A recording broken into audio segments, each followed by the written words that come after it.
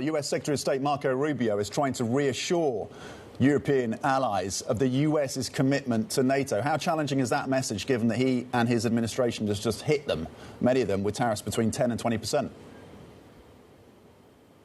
Listen, I think it depends on the audience that you're speaking to. I think that what we heard from Marco Rubio yesterday is exactly what the Europeans, what NATO wanted to hear. Basically, they said that he said that despite all the rhetoric, despite all the sort of reports in the media that he was being very critical of, he says that Donald Trump and the U.S. are totally committed to NATO, but they are committed to a NATO that takes their own defense a little bit more seriously, that is willing to spend more money on their own defense. And he reiterated that figure. Again, with many of the things that you hear from Donald Trump, you're not sure if these are sort of actual convictions and policy proposals or something that will sort of pass. This 5% GDP spend on defense seems like something that the Trump administration is really hanging on to. And he went even further yesterday. We heard Marco Rubio say that the United States itself will commit to spending 5% of its GDP on defense. So I spoke to the Latvian foreign minister about what they heard from Marco Rubio and basically this sort of European commitment to getting to that figure. Have a listen to what she had to say.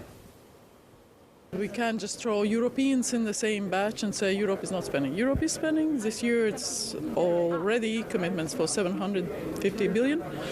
Sorry, in 24. So this year even more with Germany's historical decisions and others. So we are actually both understanding the threat, understanding the need to respond, but also hearing the message. So if the new figure is 5%, Tom, the perennial question arises is how do you actually pay for it? That is going to be the more complicated thing for Europe. Marco Rubio, by the way, had a few suggestions of how to pay for it here in Europe. He said that basically you've been at the cost of the United States able to build all these magnificent welfare states. That's something that you might have to sacrifice.